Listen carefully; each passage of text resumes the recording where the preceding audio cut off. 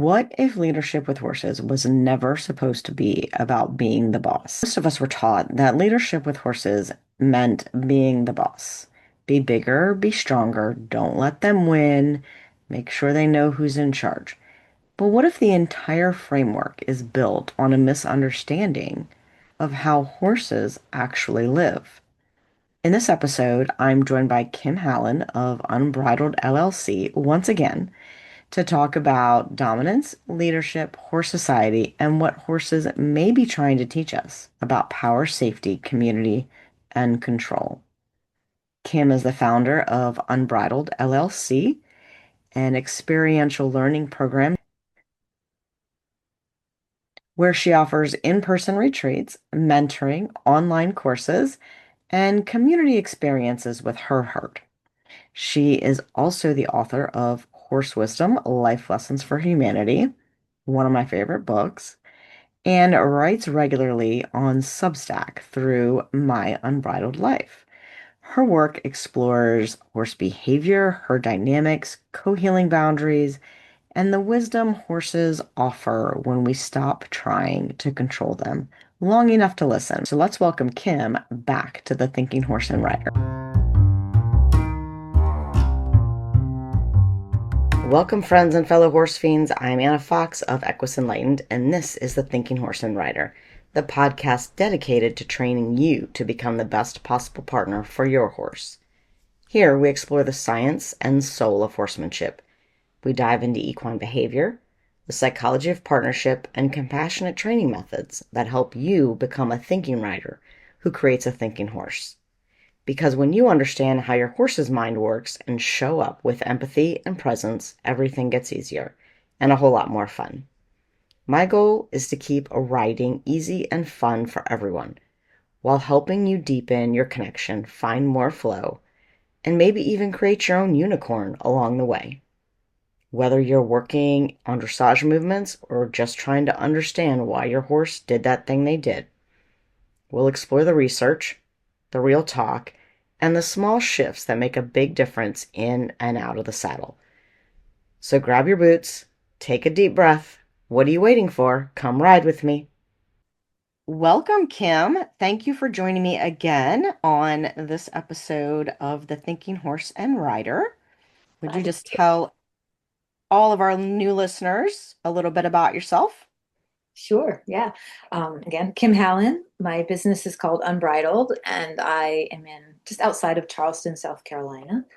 And I guess technically my business would be an experiential learning with horses, essentially. So I do some of that kind of work on the farm in person with people and my small herd of horses. But I also do um, mentoring, coaching, online courses, online membership communities, and all of it is really about what unbridled means is disentangling ourselves from basically all of the domesticated beliefs and systems, sort of all the stuff we've been conditioned to believe and to deal with in the domesticated world that we humans deal with, but actually our horses also are dealing with it. And I teach a lot from the parallels in those two scenarios, um, what horses can help us see about ourselves and the other way around. The more we understand our own predicament, the more we can understand the horse's predicament. And then how do we together work on I don't really like the word healing, although I use it sometimes, but how do we find our way forward in the most mutually beneficial way possible, given the world that we live in. So yeah, that's what my business is about. I love that because I think the worlds parallel so much, Yeah. and people just don't realize how what we do to horses, we do to ourselves, or vice versa, right? I guess it's a chicken or the egg conversation, Yep. but the worlds parallel so much, and we do just need to find a way to move forward in a happier and healthier way Mhm. than history. Traditions are great for some things, but for other things, we can let it be history and let the future be better. Let the right? future be better, yes. And then there's also an aspect of it. I think you and I might have talked about this before in one of our many conversations, but horses, like a lot of nature, but horses have been around for what, 55 million years longer than we have. And there might be some wisdom there and in the natural world. So I look a lot to that we are really an infant species. And I think we are still evolving and learning. And some of the things we have created, we can't just dismiss them, right? That they're the world that we've created that we are living in. And in our lifetime, we are going to continue living in it. But there's also this idea that there may be some things we might like to try to shift slowly for the future so that future generations may not, be living in some of the same, I don't even want to call them mistakes. I think it's all a learning process, but Right. maybe we're evolving too, I guess is what I'm saying. And we may evolve in our evolution. We may realize that some things from nature and from way past are still useful to us. I think if we realize how much of an infant species humans are, Yeah. we think that we are far superior because we have all of these things. And I was actually listening to a podcast the other day, and the guy was talking about how the basic differentiation between humans and the rest of the species is that we have figured out how to harness the power of fire. This was a circadian rhythm sort of discussion. And so talking about how we then started staying up later and talking about things because you could sit around the fire and do that. Mm. But then, of course, we would be more tired in the morning. So how did we adjust to that? It was a really interesting conversation. But again, horses have been around, and all the other animals and species have been around much longer than we have. Just because we have computers, we think we are the superior species. But, Right. And right, we, we may be losing something in that thought yeah, process. it's kind of like balance, right? I mean, yeah, we have evolved to have some things that other species don't have, including this huge frontal cortex and how we think about things. But I think as a young species, we've been on the journey of like taking that, like, oh, this is what's different about us. Let's take it as far as we can take it. Right. Have in the, like when you exercise one muscle, the other ones start to atrophy. And like I Mm-hmm. think we're figuring out Exactly. where that road has led us. And maybe we should have take some other things into consideration. And just Yeah. because we can do certain things, maybe our species journey is to learn that maybe we don't always need to do it. Yeah. So, one of my first questions was, where do you think the dominance theory in training horses comes from? Why did we start doing that? Yeah. That's a really tricky one. I don't know. I don't think any of us know the answer for sure, but I do think it has something to do with this idea of control equals safety. Why do we lean toward dominance? But it is kind of a chicken or egg question. Like I don't know where it actually started. Like when we talk about dominance theory in horses, because that's probably what you were asking it about, it is in something like dog species where there's true dominance and submission. Usually, once the dominant dog establishes itself as dominant, the other dogs don't keep challenging that structure, right? It's like a bully in the schoolyard, right? Everybody avoids the ones who get bullied. Don't keep pestering the bully, asking to get bullied, right? One of the big evidences I heard someone say once, and I was like, that's so brilliant. Why don't we see it that way? We always go, why does that horse keep going over there and keep getting beaten up by this other horse? Keep asking to share the hay. They keep repeating this scenario. And that's proof there that it is not dominance and submission. Because if horses understood submission, they would not keep putting themselves in the position to get kicked again, to get bit again, to get run off again. So that's kind of the clue almost isn't like we're so focused on the behavior that looks like dominance, we're not paying attention to dominance hierarchies require submission as well. And those hierarchies can change a lot within horse herds, right? And can shuffle around based on situations or the loss of one member, even if it's not the dominant one, right? Or the one that's at the highest in the resource guarding hierarchy. Well, I think a lot of times that the reason that we have that dominance theory is because of what we witness in domestic herds of horses. Right. And, that resource guarding is not something that you see in wild groups of horses. Not nearly as much. Yeah. Right. So it's very interesting. I was able to grow up wild horses and then questioning what people were telling me because that's not what I was seeing when I was out on the beach watching these groups of horses. And that part of coming back for more, that has always made me think of cats. Mm. Because cats will do that, right? Mm. And I have not studied it very much, but from what I have listened to and read, cats have a different structure than, say, dog, wolf, herd, like things like that, right? It's a Yeah. different structure. And there are even cats that are solo that Yep. do not live in a group. So it's really interesting conversation. The key is that every species is unique.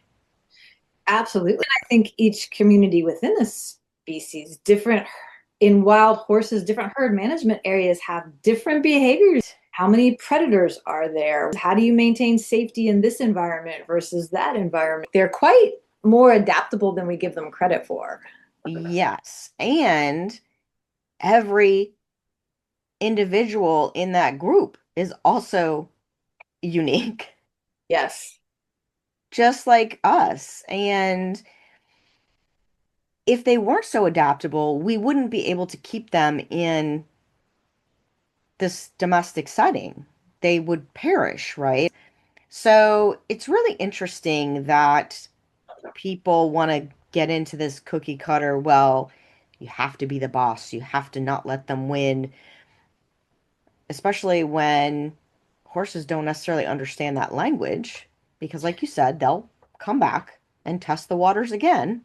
You can take what you think is a dominant horse and then we humans can dominate them. I'm sorry if that's truly a horse that Right. a being that understands dominance and it weighs 1,000 pounds and we weigh 100, 200, right? Right. I'm sorry. Something's not adding up here. I think they know when it's wiser not to fight, and so they will Hmm. do what appears to be submission, right, to Absolutely. get along to go along. Yes. Get along to go along. There's a lot of holes in that theory when you really start to examine it. So many people are so afraid of those holes and asking the question. I'm a very naturally inquisitive, plus a bit of a contrarian. So, I'm always asking a question, like, Yeah, why? right. But people get really emotional. Yeah. Well, that's not what I was taught, or that's not what, has been being done for 100 years or whatever. Okay, cool. But, we haven't been using computers for 100 years either, but now we are.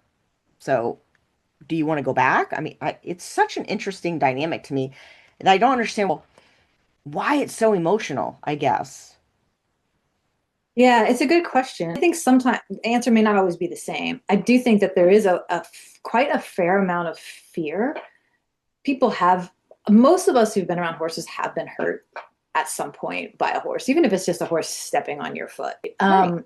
And so I think there's a lot of fear, and that if someone tells you to do things or something has worked to keep you safe, even though that may have not been necessary or may have not been the only way to, address that Right. situation, but it worked and it helped you feel powerful or safe or whatever in control of the situation. I think there is a lot of fear of people getting hurt, of their horse getting hurt, or them they mess up their horse. There's a lot of fear. There's a lot of fear. I am learning now what I don't think I noticed. I think it was there. I just don't think I noticed it when I was younger and I was not doing horses full time. Well, even when I was doing horses full time as a younger person, I was I wasn't training people full time. I was working with horses full time. Which is different. It is totally different. So when you start working with people, most how much fear there is out there and how many, especially women, they do this anyway. They are scared. One of my people told me, like, every time I get on, I think it might be the day that I die. Yeah. And I'm like, what? Well, that's serious fear, right? To be Right, living with. that, and you do it anyway. So it's such an interesting It is. balance, right? Now that I know that, we were able to work through a whole lot of it and change the way that she felt about it Mhm. and change the way she sees the horses. And but the number of people that I'm finding that are like that is just, it's amazing to me. And you hit the nail on the head about once we can name it and acknowledge what it is. Because I actually can relate completely to that. After I had a really horrific fall in college where I broke my Mhm. neck, traumatic in many ways. And nobody at that time in my life really debriefed me about what had occurred, the whys. I had my stories, right? All the self judgment about the why. And then when I was ready to get back on a horse, which everybody said, get back on a horse as soon as you can, because of the fear, right? There's a lot of pressure to do that. And then when I did it, there was a lot of praise for how brave I was and for doing it. But I had a period of my life where literally I went from having joy with riding to I just wanted it to be over so I knew I survived. I literally would be riding and being like, I just want to make it to the end of this lesson. And then Hmm. that's when the relief felt to me was like I finished the ride and I lived, right? So I do relate to, I mean, I've experienced that. And if anyone in my life at that time had been like you, someone who could have helped me even just speak it out loud and then talk about it and work through that. But that's not the way in the horse industry. The culture generally has led us to become those people who just push through those fears, right? I went through brief periods like that myself because, I had some bad falls. I would ride anything as a teenager, as a young adult. And then as a young adult, I also worked at a breeding farm and started basically feral babies who probably hadn't been handled for 3 years. They were turned out and they were just brought in to a barn situation. And we were supposed to, basically get them up and going in 30 days. Right. And at the time, I thought it was a little crazy, but I didn't realize how crazy it was. And definitely had some life-altering moments doing that. I think what saved me was I had really good friends Mm, who worked with me who also experienced sort of the same things. And yeah. we were able to help each other. And then I do think getting into my job in public safety was helpful because then I started researching fear and trauma and the things that affected us in that world and taking classes. It helped me to see it. So now, instead of having that mindset, because I grew up with the same thing, right? You fall off, you get back on. I Right. remember one time I don't know, I was young, 10, yeah, not more than 11 for sure. And I fell off a horse. My instructor at the time basically threw me back on. I was a little kid. I'm only 4'11" now, right? So I was a little kid. Okay. Yeah. And it was a big horse for me. She throws me back on. I basically am riding one armed because I hurt my other arm. I did not break it, thankfully. And is like, go over that jump again. I had to do it until I got the horse over the jump. Then my mom comes and picks me up, and I don't know if you remember, there used to be like this cold wrap thing that was blue and kind of spongy for the Yes. horses, and Yeah. she had wrapped my arm in that. And of course, my mom picks me up and she's freaked out, like, Right. "Oh my God, why didn't you call me earlier?" She runs me off to the infirmary because my dad was in the Navy at the time. I wasn't broken, but that was just the way it was, and you just didn't question it. But as I work with people who are either new adult riders or they're returning to riding after a hiatus, whatever, those people are older, they're wiser, you know. Yeah. Yeah. That theory does not work as well with them. Good. Yeah, I mean, good, right? But it is, I think, for a lot of riding instructors, a hard. One of my friends told me, she's like, "You're not their therapist." Well, no, but If we don't deal with all the unspoken stuff that's going on, we're not going to make progress and it's not going to be safe, exactly. And the right? horses feel that contradiction in them. Totally. So the horses know what's happening. And a lot of And times, a person who feels afraid, sometimes it can be projection, but sometimes they can be feeding that the horse is having some anxiety. And it's like, let's right, not ignore that because that is unsafe. don't ignore the horse's anxiety Or yours. and don't ignore your anxiety either. It's not a good match, It's right? not a good It's like combination. back to the dominance theory. It's so interesting that it's a self-perpetuating cycle. It's changing, but the instructor was the get back on, suck it up, make that horse do this, do that, right? Like if Right. that's the human to human dynamic that we're having there, then of course that's going to be the human to horse dynamic. And then if you believe that showing the horse who his boss is the way, then you're going to want to treat the riders that way so that they can learn how to be the boss, right? So it's this whole Yeah, self-perpetuating cycle where both the people and the horses are being treated the same way, honestly. true. It's another one of those parallels, right? Yes, A- yes. And I think you're right. I think it is changing. Not terribly quickly though. Yeah, particularly the way that human students are taught Right. riding. So do you think that our understanding of horses and humans is evolving, or do you just think that we are rebranding control with nicer words? Oh, I think totally so far we have rebranded control with nicer words because the fundamentals of it, none of it have really changed. I don't know that it really can when ownership and utility, of horses is sort of what the industry is built on.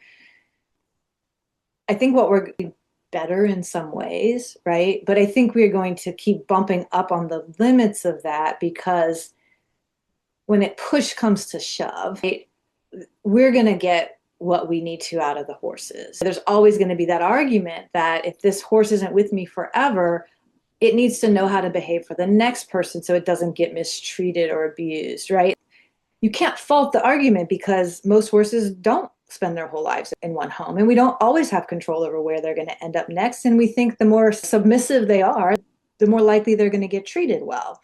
So it's a Yeah. real dilemma, but I do think we've gotten very, very good at dressing or masquerading control in niceties. Yeah. Which in human Yeah. world, we're becoming master manipulators. Exactly. But Exactly. yeah, So in your mind, what's the difference between dominating or being the boss and leading, or is there a difference? I do think that there's a difference. And the main place that I get any sort of answer from that, and I'm not an expert by any means, but I'll give you my working opinion at the moment, is from watching, because I'm a geek on watching wild horse behavior and Yeah. studying ethology. It's wonderful with the internet now, and even on Facebook, there's so many places you can watch trail cams and video. There's just a lot more footage, even if you can't be somewhere where you can watch live horses. There isn't a lot of force in the horse. Horses don't have hands to grab each other with, and they are in the wide open where a horse can run away pretty far. And a female horse or a young horse can land a strategic kick to the teeth, to the face, to the eyes, just as easily as a big stallion can, right? It's much harder for a horse to physically dominate, especially repeatedly. So to gain, I guess, what we might call clout or standing in a herd, it is a lot more about relationships. It's about understanding that with this individual, this is how the relationship works. With this individual, this is how the relationship works. They they don't treat everybody the same. They don't have a hierarchy they can just depend on. I'm the boss. I said so. They really have to earn cooperation if they're going to get it. And also, there just doesn't seem to be this expectation that others will follow me. They can Right. set an example, they can become the kind of being that others gravitate toward or not. There are moments that can look like dominance, but generally, overall, the way that the herds operate is not at all based in dominance. And what you said about a strategic kick or blow, how do we know if that was really strategic or if it was accidental, True. right?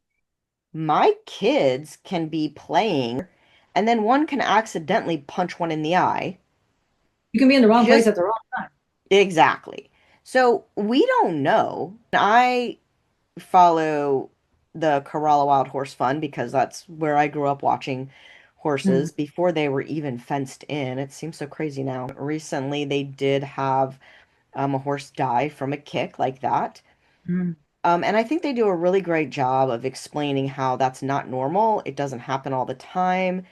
right. It's It's rare. it's rare, right? When you watch these wild horses, first of all, you don't often see. Serious fighting. I was taught growing up, oh my God, stallions will fight to the death. No, usually, No, rarely. I don't know if rarely. ever In the wild, they live in Pax's stallion bands. bachelor Like, band. so they're not fighting to the death. Every now and then, aggressive play. But how do we know? Maybe that is part of their maturing process, right? It's just like back in Roman times when kids had to grow up and fight. They had to learn how to fight. That was part of their maturation process. Same thing Yes. for these horses. How do we know that somebody doesn't accidentally get stabbed? I'm sure it happened back in Roman times, right? Yeah. With Yes. humans. So, how do we know it doesn't happen to horses? We're making all these judgments, these assumptions that I don't think we necessarily know are true. I know, like myself, you have the, I would say, luxury of being able to let your horses come and go as much as you can as they please. They're not locked in stalls. Right. Um, and I really have noticed a lot of what you said in watching horses in that environment and how the leadership roles can change, how they do not often use force. It's very rare. And I also know that you have an ex-feral horse in your herd. So what do you think, what do you notice, first of all, in your horses now that you didn't before when they were maybe in a more traditional setting? And what do you think your feral horse has brought Yeah. to the playing field? Wow. I mean, yeah, I could talk about this a long time. And when I first started really intentionally like not confining my horses, I never had a barn, but I had them in smaller places and more confined at times because it just was what I was taught. Yeah, we were taught that that was how we keep them safe. That's how we care for them. That's how we, I don't know. That's just how it's done, right? Yeah, I used to be where the horses were stalled at feeding time. There was a lot of angry faces and charging walls and like just a lot of Yeah. what seemed like aggressive. And I remember the first time someone told me, if there's competition around the food, feed them farther apart with hay. If you have Hmm. 3 horses, have 4 stations, right? Just make Hmm. sure that there's always enough in case nobody feels like sharing in the moment. You just take away this scarcity need of competition, which is very unnatural. In the wild, grass is everywhere, right? We're not competing for who has the grass. So there's just very little food competition in wild or feral horses, very little. If you see competition type behavior, it's typically in those few times when a band stallion's mares are in season. That's usually the time when you'll see stallions behaving if there's any type of aggression or chasing someone off. It's usually when the mares are in season. That's a limited resource. In the wild, sometimes a stallion's mares will only go into season once or twice a year because then he breeds them and then they're pregnant for 11 or 12 months, right? It's not the norm. It's dynamic, so people take video of it, and it's what you see, but it is not most of the time. Right. The dynamics are. So anyway, the one of the big shifts once the horses were out and I had enough resources, multiple water stations, hay stations, I noticed immediately like all of that sort of competitive behavior just went away. I mean, Hmm. one horse might walk toward a hay pile and the other one will go, oh, I'll go over to the other hay pile. But it's very calm. There's not even an ear pin. They realize there's not a scarcity of resources. So that was one of the big things for me from more traditional horse keeping to just keeping the horses out. And boy, yeah, with Shiloh coming in as a horse who lived wild in Nevada until he was 5.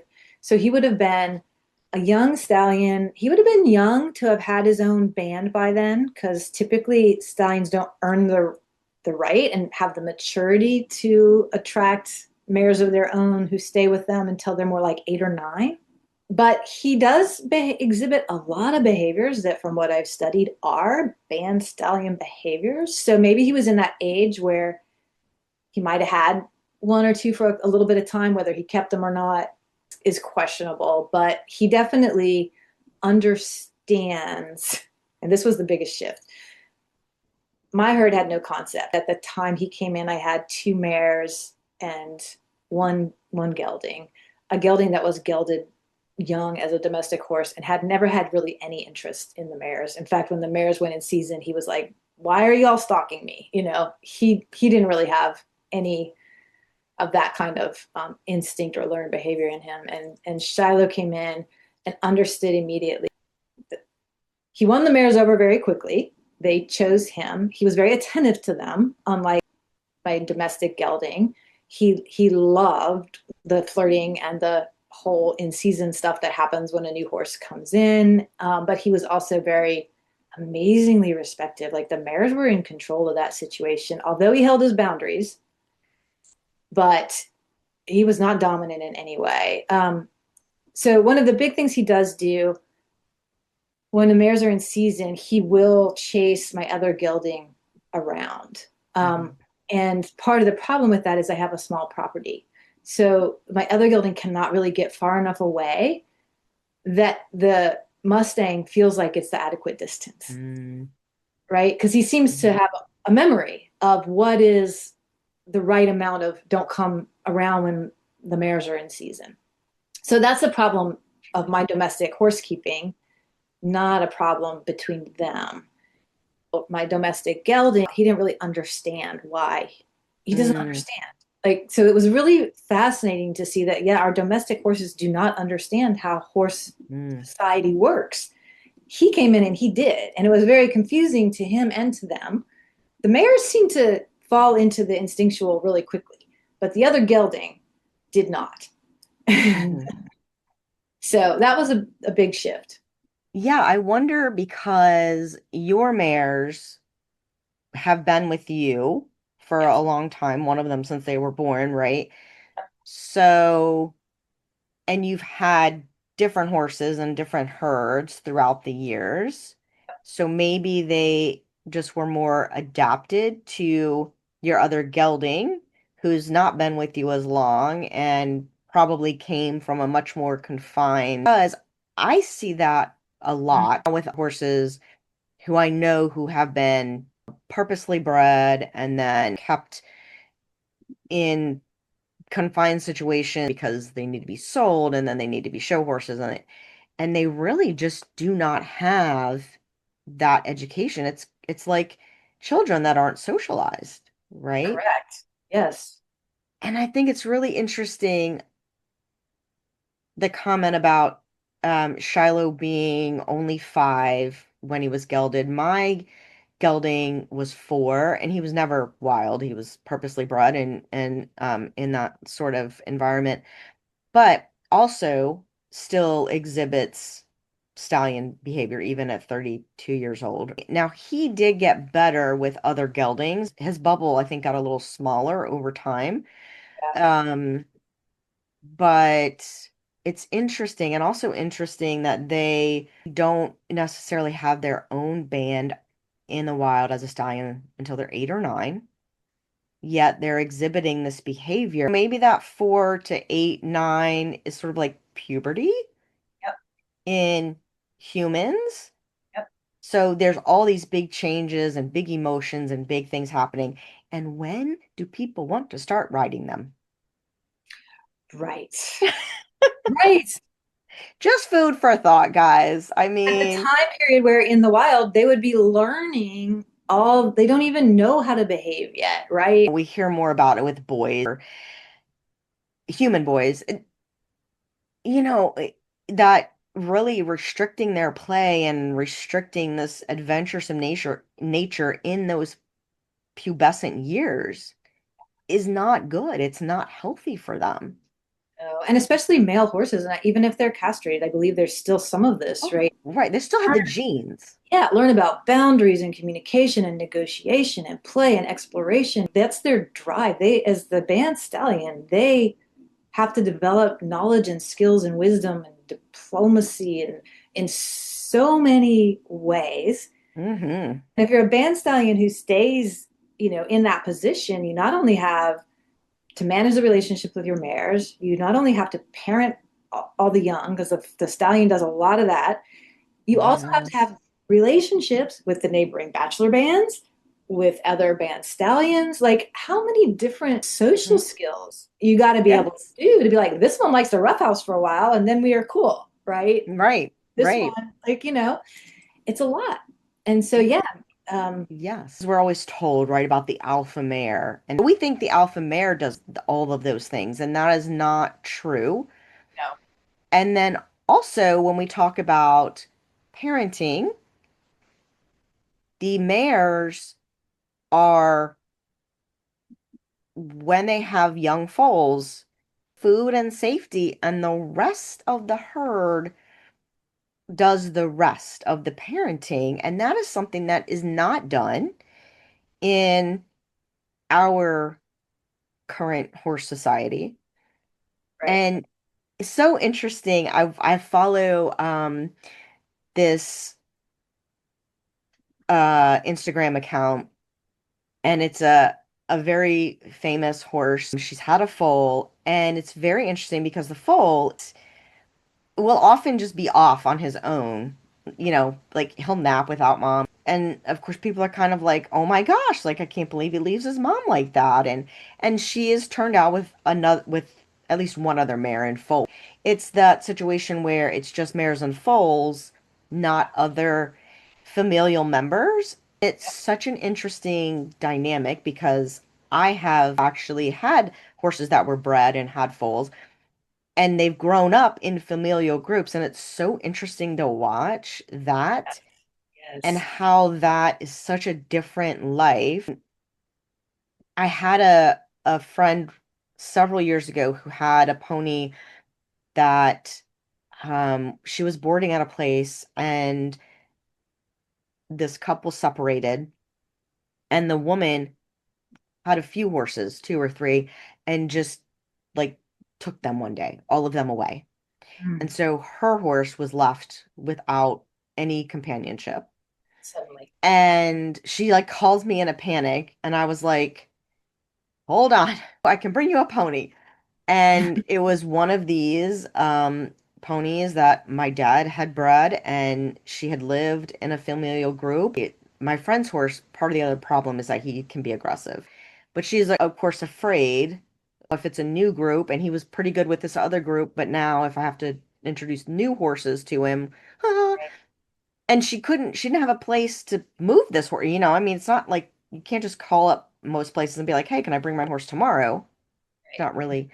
So she needed to find um a situation. I was like, I can probably help you out. So I take this pony over there, and her horse is running around beside himself, and the mare kind of looks at him and is like, dude, there's a bunch of grass, there's a bunch of like Right. space. Chill out. Just eat some grass. And she just went on about her business and ignored him. Within about 30 minutes, he was Yeah. fine. Ever. And of course, not every horse has that sort of balanced mindset, but I do believe that part of that is because she's never been in a situation where she was really confined, concerned. Yeah. She grew And up so in she's a familial herd right. environment. And she's just a steady presence. And it's like, oh, okay.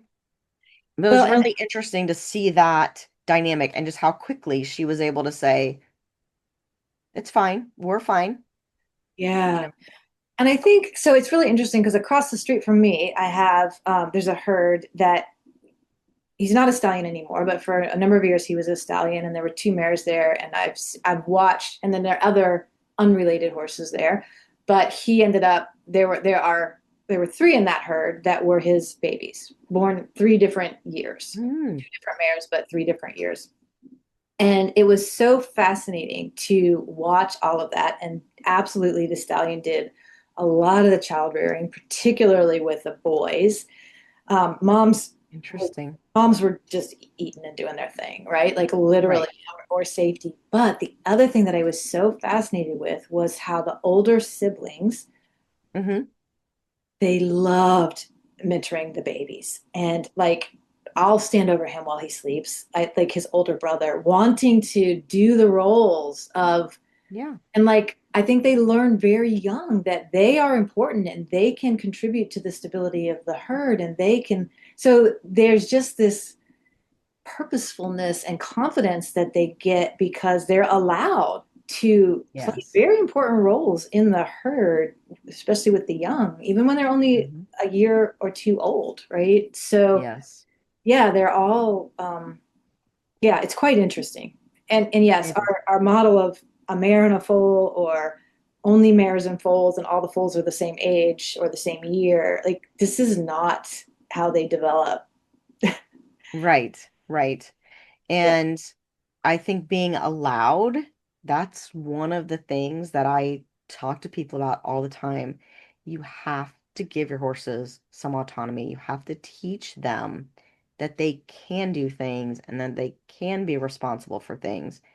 I have ridden so many upper level competitive horses in different disciplines. I'm not just going to call out one because several. And I have gotten on that horse and just walked off and been like, I wouldn't even trot this thing.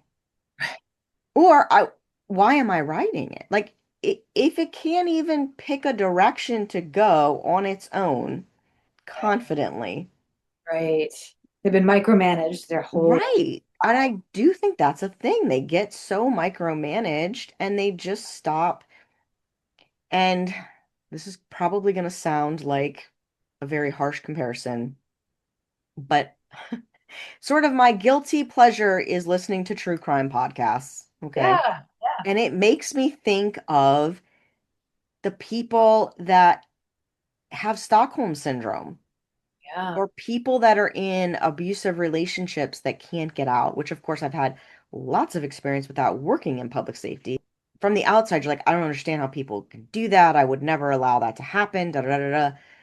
But it's a whole psychological thing. yes. And And we don't recognize that perhaps our horses also hmm, have that. Hey, they do what I yes, they that's do what I got. exactly where I was Like, going. hmm, hmm. Hmm. Battered women Yeah, do that too, right? Abused children do that too. Yeah. exactly. Oh my gosh. I know. Okay. I can say that with you, right? Yeah, I know. I often find myself trying to give people little comparisons, but again, the emotion then comes out. We don't need to have an emotion about it. We don't need to place judgment. We don't need to feel guilty. Just need to recognize it, and Yeah. then we can address it and we can fix it. It's just like fear. If you can Yes. say what it is and then, ooh, get curious about how do I fix it. Really interesting. I'm listening and reading this book called Unstoppable Mindset. It's written by a Navy SEAL, and he just spoke at a leadership seminar that my husband was at, and I got to meet him. And so I'm listening to this book now, and he was saying the same thing about reaching a hard goal, right? If you just acknowledge it and then you get curious about it, Yeah. you can find a solution. There's creativity and curiosity.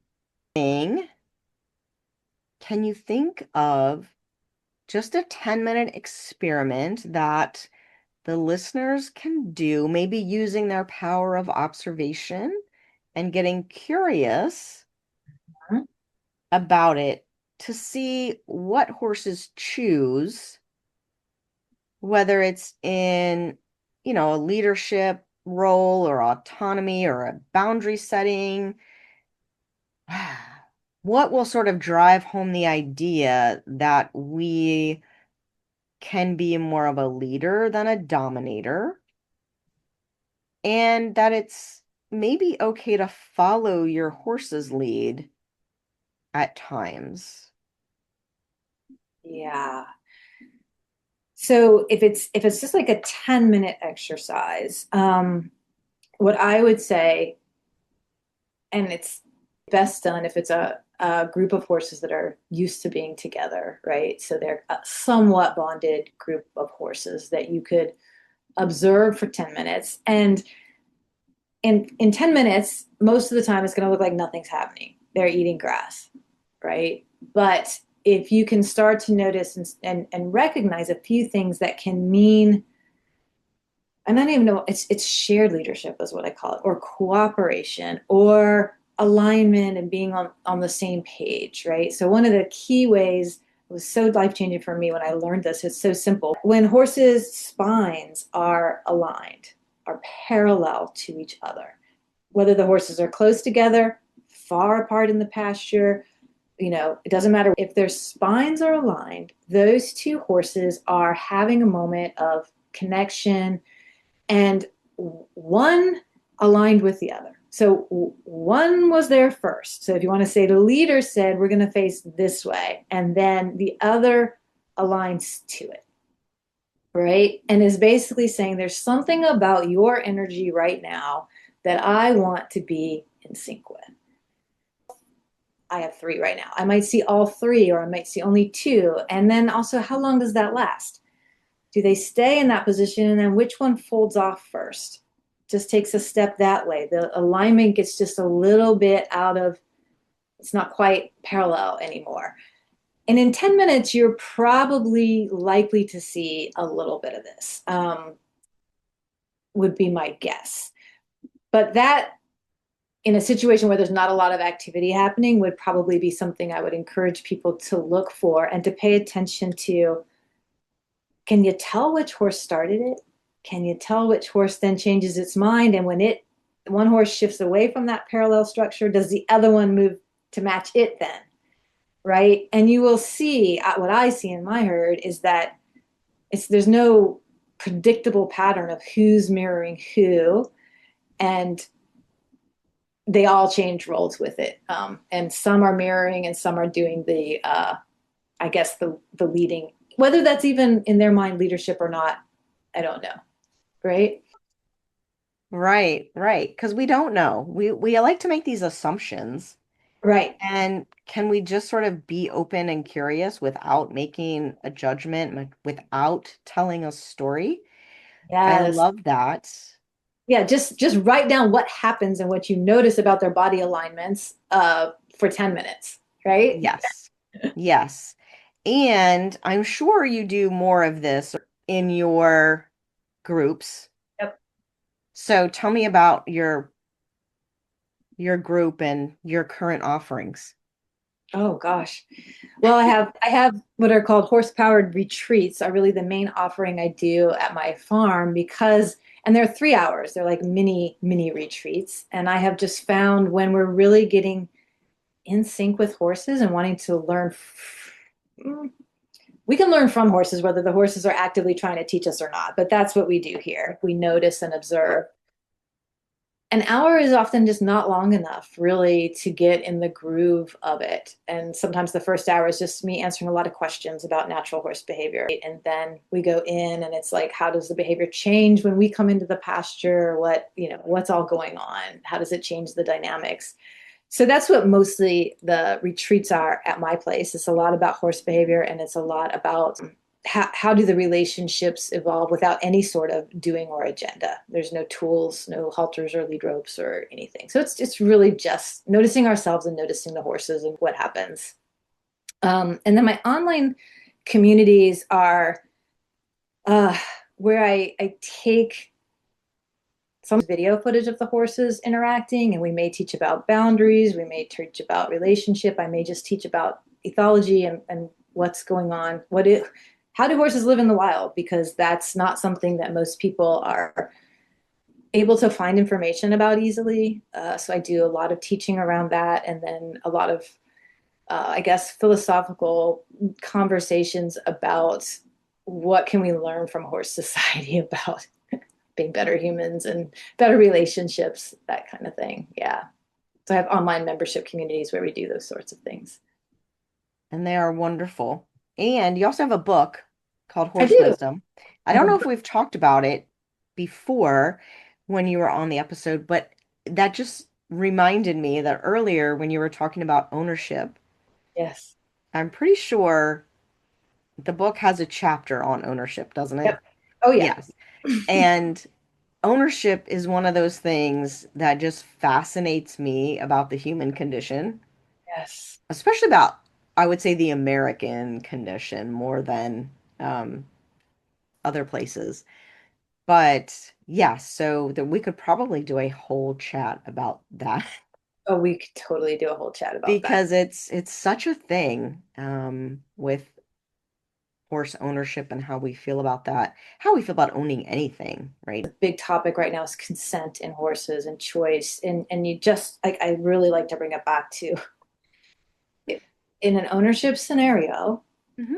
one is a captive. There is no equal balance of power here. Yes, we can create situations where horses have choice, but the menu of options that they get to choose from, we Hmm. control it. So it's very different than a being that has free choice to just say, I opt out of this relationship and conversation altogether, right? I don't even want to be here. Yes. And I liken that a lot of times to raising children Mm, because yes, we want to give our children consent in some things at some times. Ooh, I think maybe at some time in history, I think that's definitely changed a little bit, but there probably was a really deep sense of ownership around children. And I think maybe that's lessening now, yeah, but we are responsible for the children that we bring into the world or that we choose to be responsible for.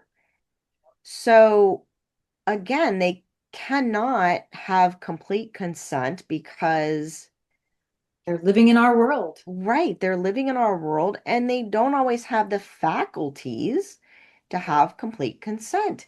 And the same thing is true of domestic horses. We have not given them the faculties, they don't have them. That Yeah, doesn't mean you need to, abuse them and dominate them but I feel like you don't need to call it something it's not. 100%. And there's so many ethical layers to this, but the Hmm. other that's not a great parallel between children and horses is that, at least today, the goal is that the children will learn to eventually, as they get older, we want them to learn how to be autonomous and have consent and Right. choice and all the things. We aren't preparing our horses for that. We are not preparing the horses to become No. independent. Shiloh, like we're not preparing them to be the horse that Shiloh had to learn how to be in the wild. And that's a fact. And it can also be something that we're sad about or we don't think is right, but it is also a reality. So A be reality. able to hold all And those things together. yeah. And you can have conflicting feelings about it And you and just want to work for be a different world, and that's okay. right, right. And yeah, it doesn't need to be, we can have conflicting feelings about it and not be emotionally charged by it or triggered, right? We can talk about it. I wish that we could be talking about it more. I think it could Right. be very useful for all of us to acknowledge the complexities that more than one thing can be true at the same time, and that's Absolutely. hard, Hmm. but it doesn't mean it's impossible for us to navigate it. Right. Exactly. We can talk our way through it, you know? Yeah, Yeah. always fun to Well, talk with you. Oh my it gosh. is. Thank you very much, Kim. I always enjoy it. Me too. All right. Thanks, Anna. All right, horse fiends, thanks for hanging out with us today. If this episode got your gears turning, don't forget to check out Reconnect, Rebuild, and Ride with Heart. The links are in the show notes. It's the program that'll take everything we talked about here and actually help you apply it in real life with your horse. And hey, before you ride off, make sure you like, subscribe, and leave a quick rating or review of the show. It helps more riders like you find us and keep these conversations going. All the links you need are waiting in the show notes. Happy riding!